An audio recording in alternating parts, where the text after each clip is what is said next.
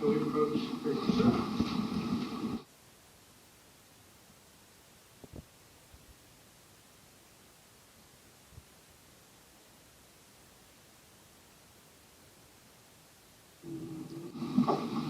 Hey, Dale Richardson.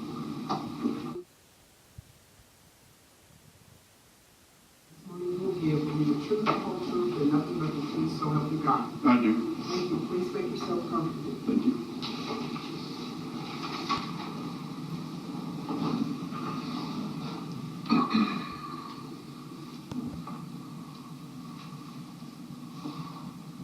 Good afternoon, Detective. How are you? I'm fine. All right. Would you go ahead and start off by just telling the court reporter what your name is? Dale Richardson. And would you introduce yourself to the ladies and gentlemen of the jury? Tell them what it is you do for us. I'm a senior corporal with the Dallas Police Department. I currently am assigned to the Firearms Training Center as a firearms instructor. How long have you been with DPD? It'll be 30 years in May. Okay. And throughout that career, have you also been in the Detective Bureau and Special Investigations Unit and all kinds of other investigative assignments within the Dallas Police Department? Yes, sir. How much longer are you going to do this, Dale? At least till December of next year, and then it's day by day. Okay, fair enough. I'd like to take you back to September the 6th of 2018. Were you part of the group of detectives that was sent out to at least begin the preliminary investigation on the Amber Guyger Logan John case? Yes, I was. All right. Was it the position of the detectives that this was an officer-involved shooting and was going to be investigated under that protocol? Yes. Okay. Is that still your opinion today? Yes, sir. Okay. Can you tell us just briefly, like, what time were you alerted and what time did you get there? 10 p.m., give or take, was when I was alerted, and I got there about an hour and 10 minutes later. And Detective Ibarra, was he part of the initial investigative team as well? Yes, he was assigned as the lead detective. Okay, were he and you doing two different things but working on the same case? Yes. Okay, where was he at? He was there initially, and I met with him. He kind of briefed me on what he knew at that point. And then he dealt with the defendant, and I was in charge of basically making sure the crime scene was secured and waiting for a search warrant for the search. All right. And so you guys, even though there was an exigency that allowed you into the apartment initially, as soon as Mr. Jean had been removed, you needed to get permission from the judge in order to conduct the investigation at that point? Correct. Okay. That wasn't a result of anybody denying you entrance. There was no one else to give you permission. That is correct. And the only person that could do that is a judge then? That is correct. Is that how you all proceeded? Yes, sir. Okay. As part of your investigation, then later on, after you got your warrant and the crime scene unit of the Dallas Police Department went inside the apartment and began their investigation, did you also notice like things like the location of where the keys were? Yes, sir. Okay.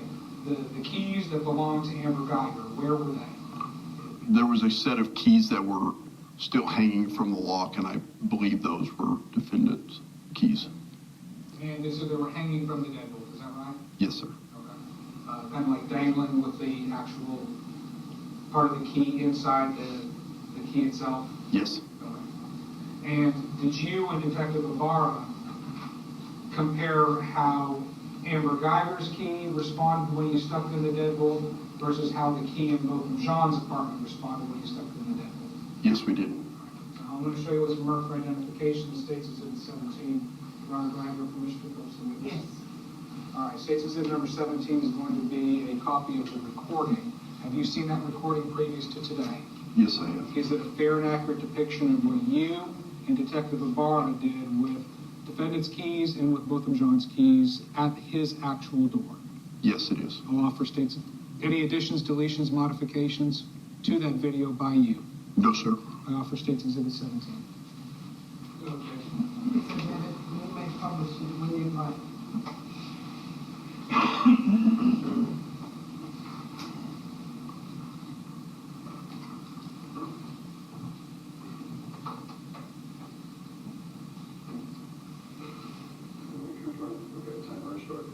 This key was on Officer Amber Guyger's keychain, It was inserted inside the lock. Won't turn. Take it out and put it back in and watch the light that flashes yellow. Is that back here? Oh, is it red? Okay, on here we go yellow, so good. So flashing red. So Flashing red. so there's the keys. This is the key that belongs to 1478. Different set of keys. Flashes green, allows the lock to.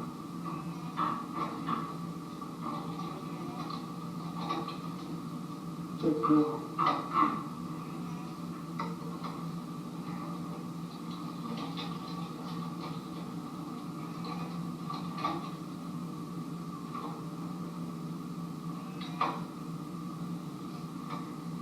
There's a second delay. It's right there, and you have to take the lock.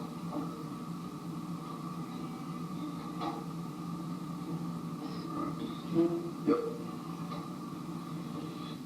Okay. So I want to ask you about just that particular kind of function. Were you made aware that upon entry, at the time of the initial crime scene, those keys were found hanging from that door? Were you made aware of that? I'm not sure which set of keys you're talking about. Amber Guyger's keys. That's what I was told, yes. Okay. So when, and it looks like somebody removed the actual key from the key ring and just had her key, is that right? Yes, sir. Okay. So when, let me ask you this, just based on your observations of how this door lock works, is it your belief that there's like a digital signature or some sort of encoded part of this key that the door lock will either recognize or not recognize? My understanding it's a radio frequency. That's what RFID stands for. Okay. And when you stick in a key, like when you stuck in Mr. Jean's key, what color does the light blink when it recognizes it? Green. Okay. And is there a mechanical noise associated with that that allows you to turn the lock left or right, lock or unlock? Yes, I would describe it as like a whirring sound. Okay. When you put in a key that it doesn't recognize, in this case, Amber Guyger's key, what color does the blinking indicate, or what color does it blink? It blinks red. In the video, it looks yellow, but it does blink red. And is it fair to say that video recordings don't always depict what the human eye sees? That is correct. But with your human eyes out there, it was blinking red. Yes, sir.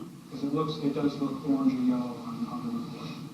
Is that why Detective Lamar corrected you about the color? That is. Okay. So when Amber Guyger's keys are put in, it blinks red. Correct. And will it allow you to turn it left or right? It will not activate it. Yeah, you can't operate the lock at all. It's locked. It won't give you permission to move it, right? That's correct. Okay. And you don't hear that, or do you hear that whirling sound that when her key was stuck in? There was no audible sound, no. Okay. Is it fair to conclude that there is a difference between both visual and auditory between a key that the door recognizes and a key the door doesn't recognize? That would be fair. Was there any signs of forced entry when you came upon the door? No sign of forced entry, no. Okay. Did it appear that there was any like shoe prints on the door that might indicate that the door had been kicked in, maybe by an intruder or something? No footprints on the door, no. Was there any splintering of the door frame? No splintering in the door frame, no. So did you have any reason to believe, from your standpoint, that there had been any kind of forced entry involved in this case? No, sir.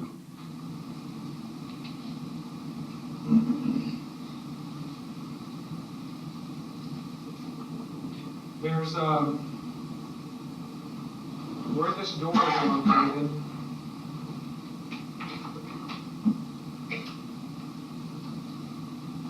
If you would imagine with me for a second, this is the doorway to apartment 1478, okay? Okay. The door opens to the left, does it not? That is correct. And right here on the wall, you recall what was there? There were cabinets that stuck out from the wall. Right where the fridge was, did you see light switches right here on the wall? There are light switches there. Okay. Those light switches have been accessible from any location along this path. Yes, they would be within reach.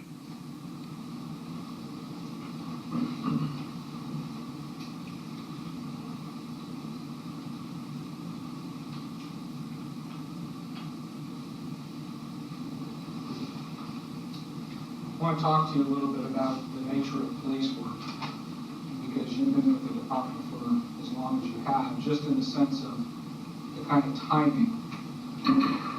A lot of police officers put in a lot of hours. Is that fair to say? At work, you're talking about? Yeah. Oh, yes. You've had to work long hours on cases, have you not? Yes, sir. On this particular case, I asked you to take a look at State's Exhibit number 18 and State's Exhibit number 19. And these are going to be the overtime cards and the, I guess we call this just your clock in and clock out time card for Amber Guyger. Is that right? These are the overtime cards that are submitted from the City of Dallas Police Department, and that would be her time card, yes. Okay.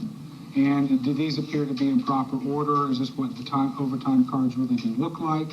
And is this what the document called a time card, is that what it looks like? Yes. All right. Does it appear to be in proper order?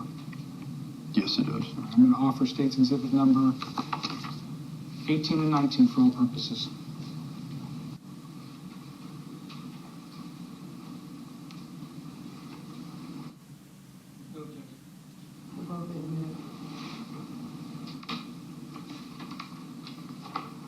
All right, Detective Richardson. As far as, let's just go back a couple of weeks to, I guess, August the 24th for like a 2-week period of time leading up to September the 6th. Does it appear that on August the 24th, the defendant had the day off? I'm going to have to move it over here so I can line up the dates. On August the 24th, yes, off. August the 25th, was that also an off day? It was a regular off day, yes. Okay, and then August 26th, is that an off day? It was a regular off day, yes. Okay, so it looks like on those particular 3 days, the defendant took a vacation day and then had 2 regular days off. Yes, sir. Okay. Now, what the defendant chooses to do as a police officer on her time is her business. Is that right? If she wants to work a part-time job or not work a part-time job, that's up to her. Correct. Okay, the department doesn't make you work part-time jobs, does it? No. Okay, let's talk about that just for a second, too. For your extremely valuable services, and I mean that sincerely, you know that, right? You guys are paid a salary. Yes, sir. Okay.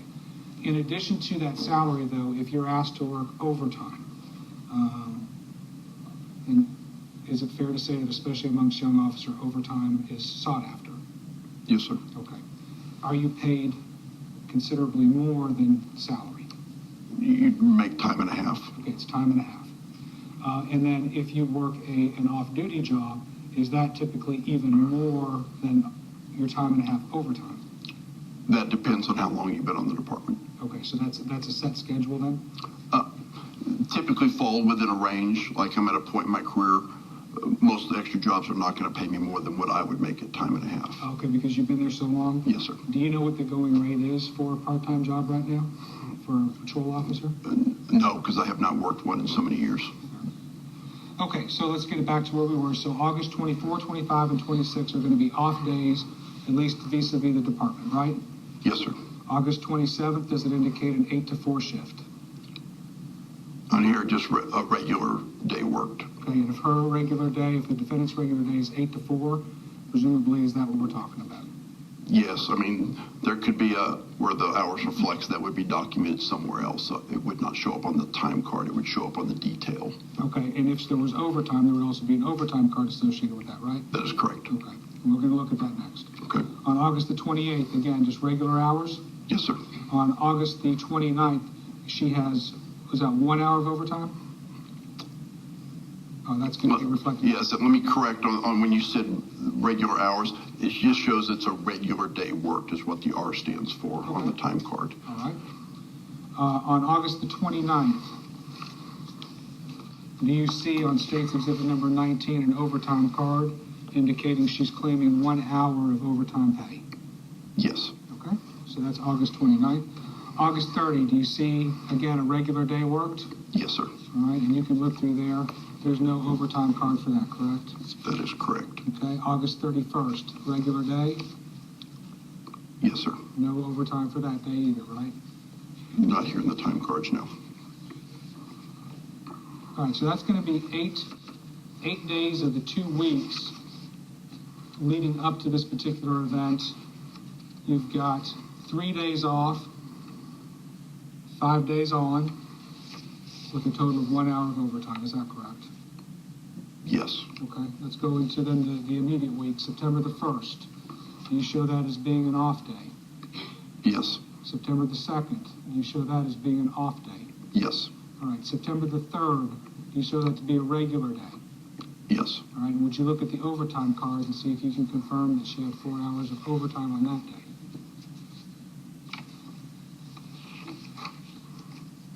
There's a overtime card for 4 hours of overtime on that day. Okay. September the 4th, do you show a regular day? Yes. Okay, do you show any kind of overtime on that particular day? It does not appear there's an overtime card for that date. Okay, September the 5th, do you show that to be a regular day as well?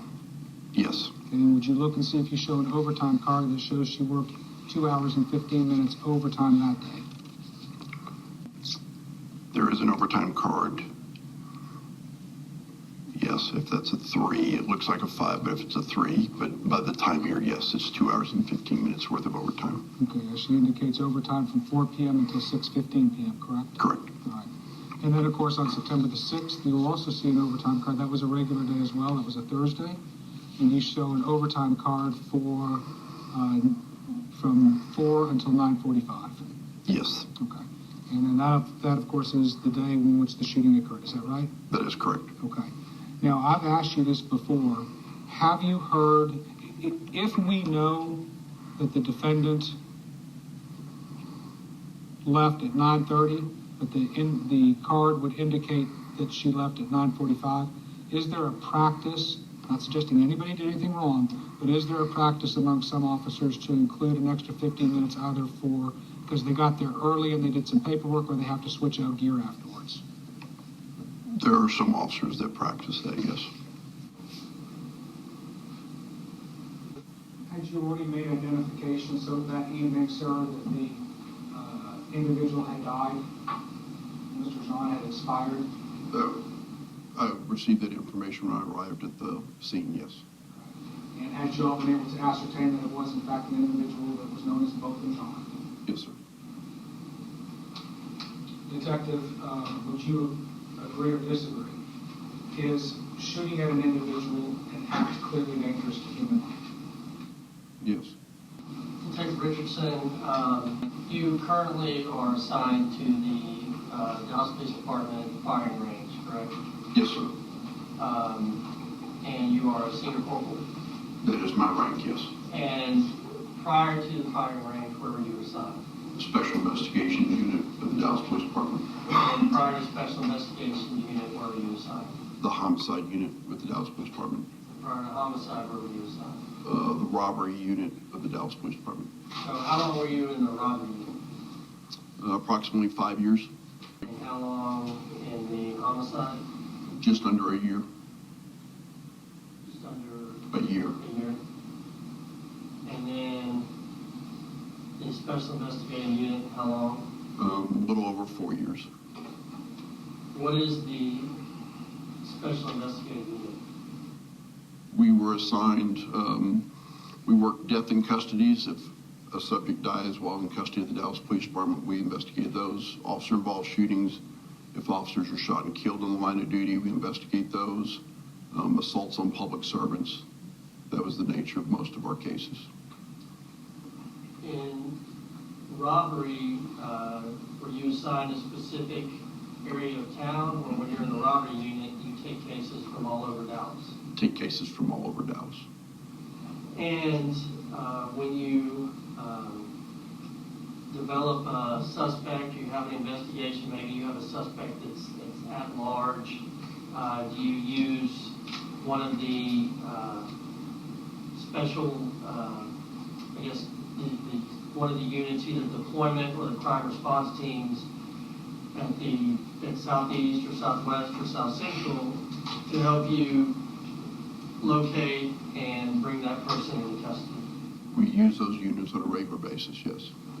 And those units are used, are kind of the beck and call of some of the investigative units, so that patrol officers can focus on answering the call demand, correct? Yes, sir. And you can use the crime response team or CRT or deployment officers as boots on the ground to bring violent suspects into custody. Is that fair to say? That's fair to say. Now, in robbery, homicide, and SIU, did you accumulate overtime just by the nature of the job? Me individually? Yes. Oh, absolutely, yes, sir. If you get assigned a robbery case, there might be demands for you at that time. You don't have a choice. You're going to get overtime regardless, correct? If you're going to do the job, yes, you're going to work late. Same with homicide and the same with special investigations or SIU, correct? Yes, sir. And needless to say, when you're in homicide and you're working a murder case and you develop a suspect or an involved person, you might call on the deployment or the CRT unit in that area of town in a moment's notice, and they might have to work overtime based on the immediate needs of that investigation, correct? Yes, sir.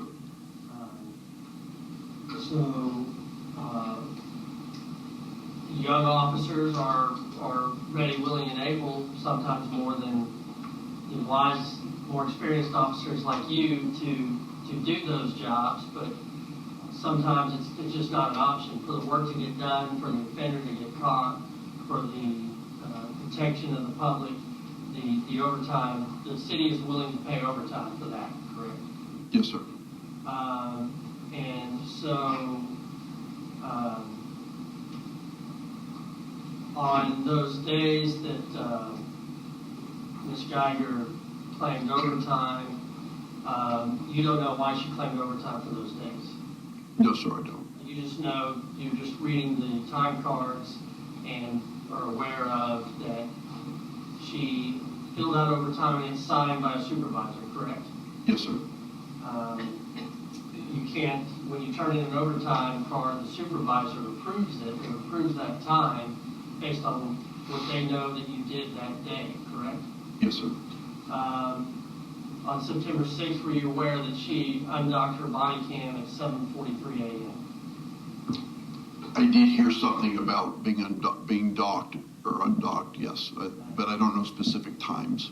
So it's fair to say if she undocked her body cam at 7:43 a.m. at Southeast, then she would have gotten to work earlier and prepared, and by the time she unlocks her body cam, she's at work and ready and getting ready to go for the day, correct? I would think that would be the case, yes.